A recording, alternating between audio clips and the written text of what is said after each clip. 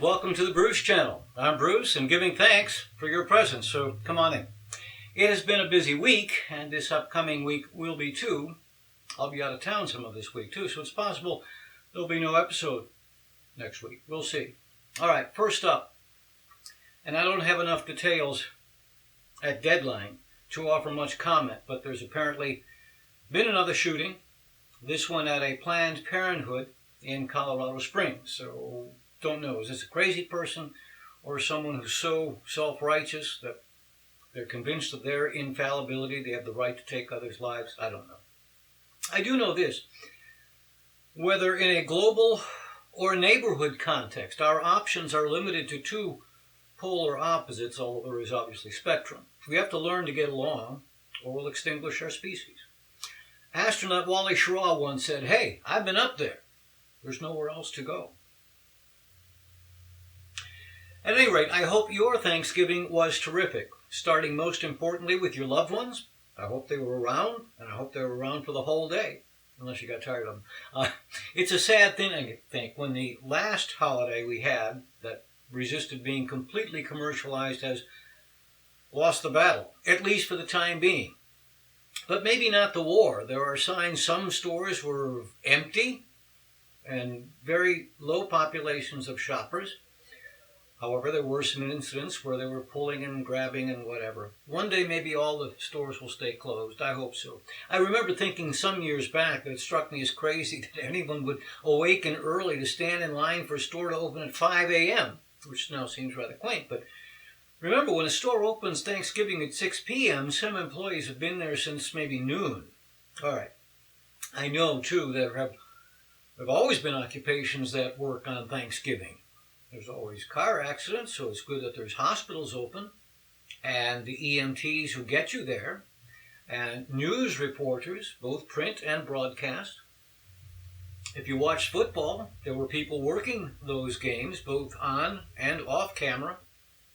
And the pilots who get us across country for the family. I think I have two main reasons for opposition to retail on Thanksgiving. One, hospitals, firefighters. There have always been essential services, but I don't think anyone can argue that a doorbuster sale is an essential service. And two, most of those essential professions typically pay pretty well, but typically the folks who work at retail are near the bottom of the wage scale. They don't have the option of taking the day off. And the whole idea of Black Friday, didn't used to be a day for the public to engage in and people to advertise Black Friday. It got its name from store employees who hated the day because the aisles were full, people were pushing, shouting, grabbing, but nobody outside of the stores called it that. I saw this, and I thought I'd share it. Yep. Weather-wise, here in North Carolina, and in fact much of the East, it was exceptionally warm. Of course, the weather wasn't good everywhere, but at least this time around, we didn't see videos of people standing, sleeping at, stranded in airports for days, sleeping on the floor. But it is only the start of the holiday season. We're almost certain to see that somewhere over the winter, hopefully not often. It's like the lottery in reverse. Which city, which airports will be closed by ice or snow? And of course, Miami never gets ice storms, but Minneapolis never gets hurricaned. Oh, look, Mrs. McGillicuddy, a new verb. All right, so I did not plan, honestly, to talk about the presidential campaign today. For one thing, there were no debates since our last get-together, and for another, Donald Trump yet again revealing himself to be an asshole isn't new. Did you see the clip of him mocking the reporter's physical disability? Now, another reason I hadn't planned on it, I talked about this last week, and I thought I made the point. But then events just 2 days later, I now think, make revisiting the issue worthwhile. Now, last week I used some quotes, but even as I did, I toned it down a bit. But now I think we'll just show the clip. One of the reasons I've said I wouldn't be talking to Vladimir Putin right now is because we are speaking to him from a position of weakness brought on by this administration. So I wouldn't talk to him for a while, but I would do this. I would start rebuilding the Sixth Fleet right under his nose, rebuilding the missile defense program in Poland right under his nose. I would conduct very aggressive military exercises in the Baltic states so that he understood we would protect our NATO allies and would-be allies. And I might also put in a few more thousand troops into Germany, not to start a war, but to make sure that Putin understands that the United States of America will stand with our allies. That is why Governor Bush is correct. We must have a no-fly zone in Syria because Russia cannot tell the United States of America where and when to fly our planes. We also have a set of allies. Thank you.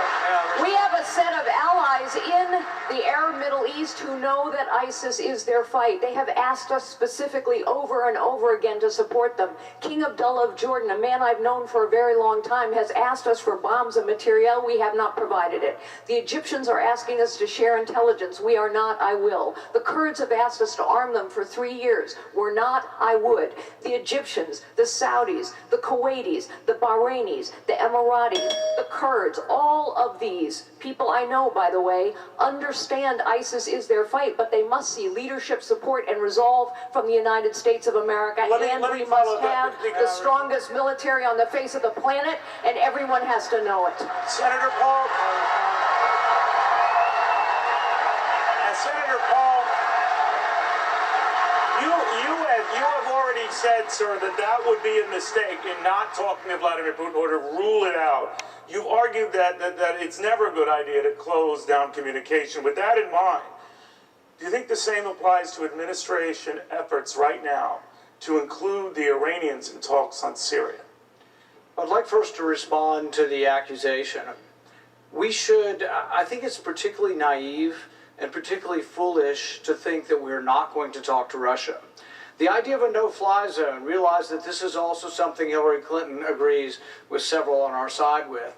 You're asking for a no-fly zone in an area in which Russia already flies. Russia flies in that zone at the invitation of Iraq. I'm not saying it's a good thing, but you better know at least what we're getting into. So when you think it's going to be a good idea to have a no-fly zone of Iraq, realize that means you are saying we are going to shoot down Russian planes. If you're ready for that, be ready to send your sons and daughters to another war in Iraq.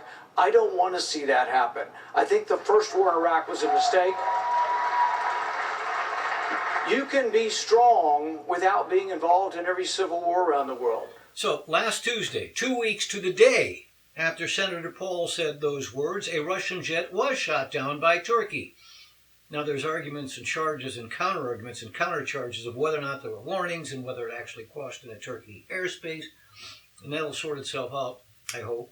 I don't think, I hope, that this will ignite World War III, but we're playing with fire. And if you listen to what Mrs. Fiorina said and what Senator Paul said, and then observe what's happening, I just have no doubt. I don't understand how anyone could argue otherwise. She shouldn't be anywhere within 50 miles of the nuclear codes. That's my opinion. Slogans don't make foreign policy. And I previously said I don't agree with most of Senator Paul's domestic policy, but foreign policy? I'm very impressed by his forbearance. All right, last summer I commented on the Supreme Court's ruling on gay marriage. Not to bring that up again, but about a week ago, I read a terrific column by the celebrated astrophysicist Neil deGrasse Tyson. It wasn't about that, but in explaining the fundamentals of the scientific method. He made his point so eloquently, I want to share some of it. So, by the way, if you'd like to read the entire thing, and I'd recommend that, just Google Neil deGrasse Tyson and what science is and why and how it works. So in the column, he explains the scientific method can be summarized in one sentence, which is all about objectivity. Do whatever it takes to avoid fooling yourself into thinking something is true that is not, or that something is not true that is. He goes on.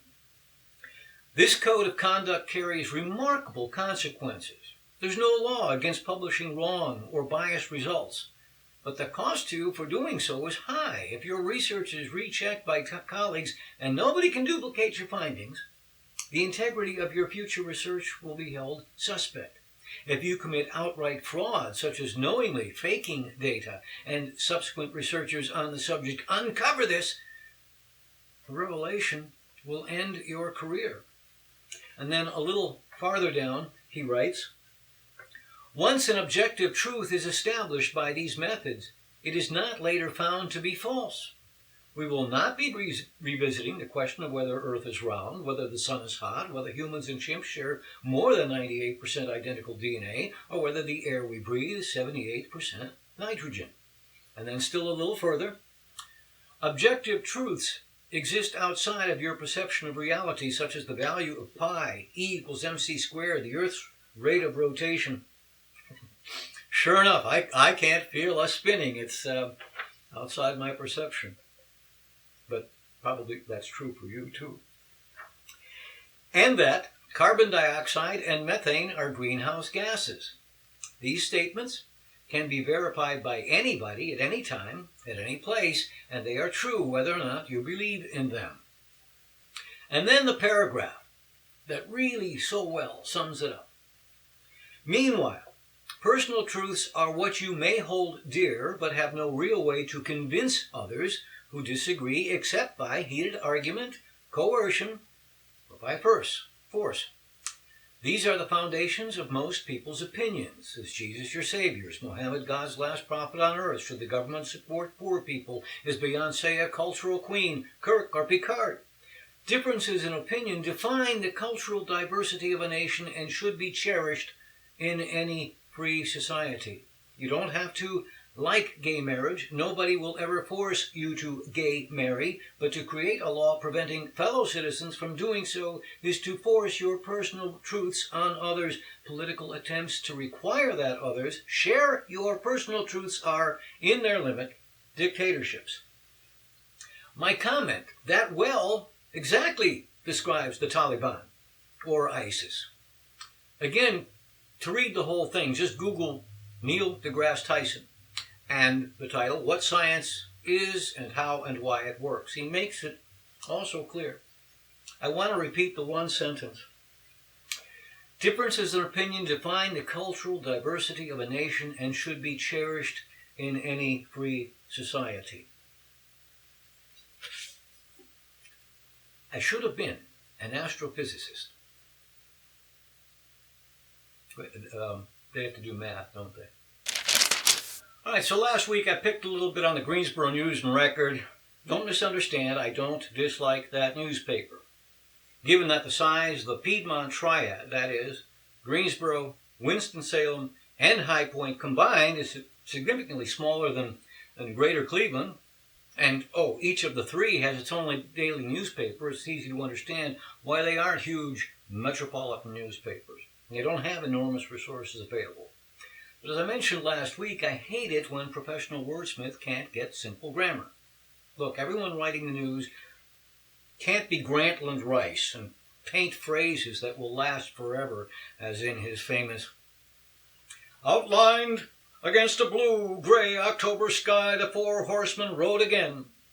In dramatic lore, they are known as famine, pestilence, destruction, and death. These are only aliases. Their real names are Stuldeher, Miller, Crowley, and Layden. He named them the Four Horsemen of Notre Dame. I want to point out, too, that the News and Record made improvements in the last several years. Some number of years ago, I quit them entirely. The writing became, in a word, pathetic. An example, a body was found shot. Police said the death is suspicious. Really? All right, so they are better now. But the High Point paper has little international news, reports hometown goings-on, and some of them can write, and one in particular is award-winning. It's very, very good. Jimmy Thomas, a very good writer. But this reporter shall remain nameless. But if we look here, I saw this online, I have to comment. Woman killed by car after lying down in the road is the headline, and so far so good. But then, a woman was run over and killed after she laid down on the road Tuesday evening. Laid is past principle. It needs a helper verb. So after she had laid down. All right, remember, you can write to us at the Bruce Channel at yahoo.com, and you can go to tinyurl.com/Bruce Channel and see all of our old episodes. And while there, you could subscribe. You can also go to our Facebook page, first name The Bruce, last name Channel. Anyway, we'll be back after this. Hey, let me tell you about my book, Shrink. For most of my adult life, I weighed a little over 100 pounds. Not much more than in this picture taken when I was about 17 and considering becoming a jockey. But as is often true, once I crossed into my 40s, extra weight came and it stayed. For years I tried to lose, instead gained, and ended up 153 pounds. And I'm embarrassed to show you this video. Then I learned that it isn't about calories and exercise, but instead it's about what you eat. You might say, sure, ice cream makes you fat. But there were surprises, things like orange juice not being such a wise choice if you're trying to lose weight. So I just made some basic changes to what I ate, not how much, and the weight just fell off. Now, nearly 3 years later, it is still off. And don't misunderstand, I'm eating foods I like, not bamboo shoots. Friends ask me how I did it so often, I put it in a book. It's available as an ebook for all platforms, and the print edition is available at barnesandnoble.com and amazon.com. Hey, you can shrink too. All right, so lots of football on Thanksgiving. And it's a small world after all. And I will reconcile these two incongruous sentences. Honest. All right, so on Thursday, the three underdogs won, technically underdogs. The Lions mauled the Eagles, so claws are mightier than talons. And sometimes in driving rain, Chicago upset Green Bay, but it was still a magical night. The Packers retired Brett Favre's jersey, number 4. The new Hall of Fame quarterback was joined at midfield by former Packer quarterback and Hall of Famer Bart Starr, who was, by the way, MVP for the very first 2 Super Bowls. And if you didn't see it, Google it. I'm sure it's on YouTube by now. I mean, it was magical. I had tears in my eyes. But in the middle of the game, in the middle game rather, why were my undefeated Carolina Panthers an underdog to the 2-7 Cowboys? I mean, Romo came back. Anyway, and I feel bad because Tony Romo fell on his shoulder, and he's now out the rest of the season. Cowboys are going nowhere. All right. At my press time, I have no idea how the big rivalry games in college football turned out. A week ago, of course, my Buckeyes were upset by Michigan State, so maybe I was right that the season's beginning to worry. All right. Still, overall, let's look at this. The Chicago Cubs haven't won the World Series in over a century, but hey, the Chicago Bulls have won the NBA championship multiple times. The Bears destroyed everybody in the 85 NFL season. No, there is no city with more sports agony than my hometown of Cleveland. But it wasn't always this way. From the mid-40s through the late 50s, there were 3 power teams in the American League. Cleveland Indians, Boston Red Sox, and of course the New York Yankees. You could argue Detroit Tigers. The Yankees almost always won. The Red Sox in 46, the Indians in 48, and again in 54. All the other years were won by the Yankees. Until 1959, the Chicago White Sox won. Cleveland came in second.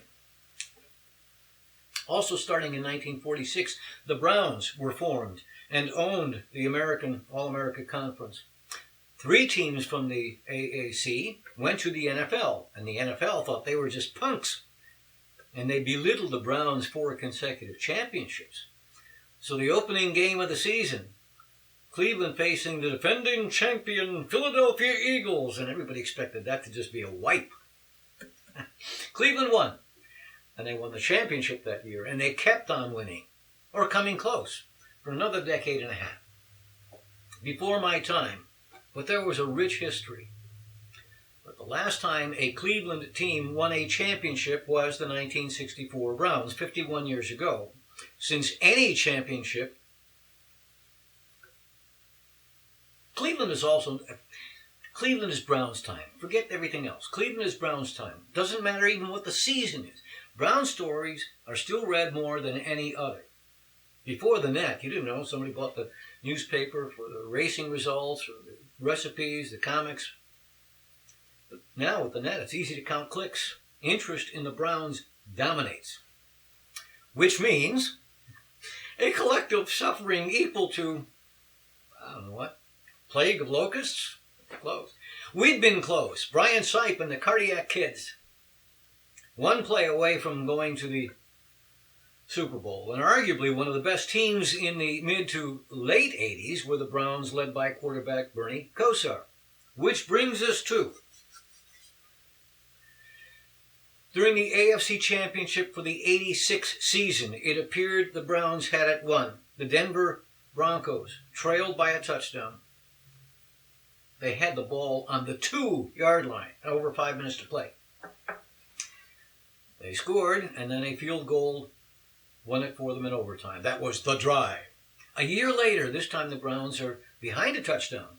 And this time, it appeared Bernie was engineering his own drive. And just over a minute left, it looked like running back Ernest Miner is going to score. There's the goal line, right there. And the ball was punched free. Denver recovered. That was the fumble. So how many times can you survive stabs to the heart like that? By the way, that Denver team is the one that was massacred by Washington 42-10. The Browns had a great defense. Would they have won? Lost? Don't know, but it would have been close. Anyway, the following year the Browns played and lost the wild card game to the Houston Oilers. And then the year after that, for the third time in 4 seasons, back to Denver for another AFC championship. This time it didn't look so good. It was 10-zip Denver at the half. And at one point in the third quarter, 24-7. But things started rolling. No running game, but Bernie and the Browns came back, bringing it to 24-21. It's a small world after all. John Elway, quarterback for the Broncos, was the overall first draft pick in 1983. He was drafted by the Baltimore Colts. The same year, Denver picks quarterback Gary Kubiak in the draft. Denver traded for Elway, and Kubiak played his entire career as Elway's backup. Now, today, John Elway is the Broncos general manager. Last year's head coach, John Fox, was fired. Elway brought back his former backup, Gary Kubiak, to be head coach.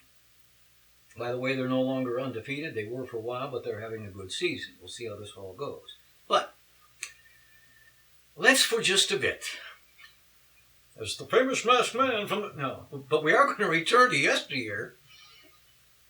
Let's take a look at that Browns in Denver. Browns trailing the Broncos at this point by just 3 points, 24-21. Wait for the pass. 3rd down and 10 for Kosar.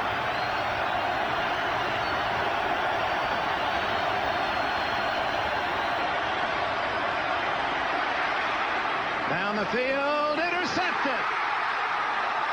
Kip Corrington.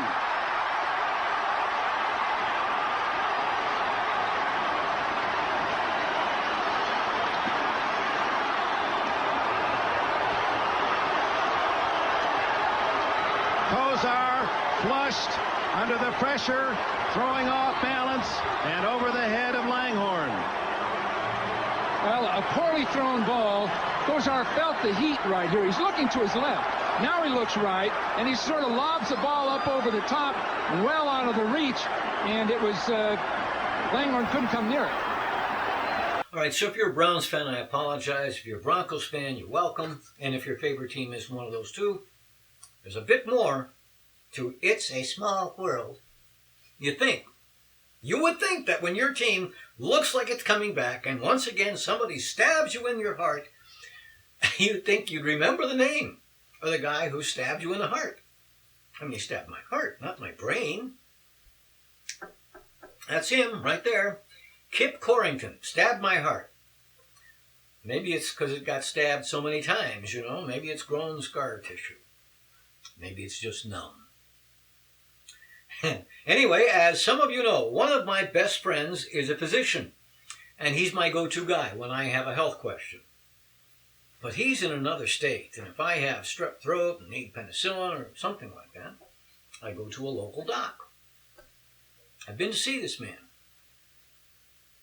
First time I saw him, I walked into the exam room as I waited, and then he came in, he held out his hand and said, just like this, "Hi, Kip Corrington." Uh-huh. I only learned of the small world thing this week.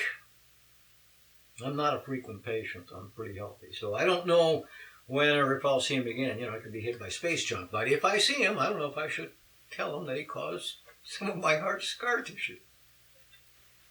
All right, well, doing some film work later this week. So if I get a show up next week, I'll try and show you some pictures. And if not, then I guess we'll see you in 2 weeks. So meanwhile, I hope your upcoming week or two is or are the best ever.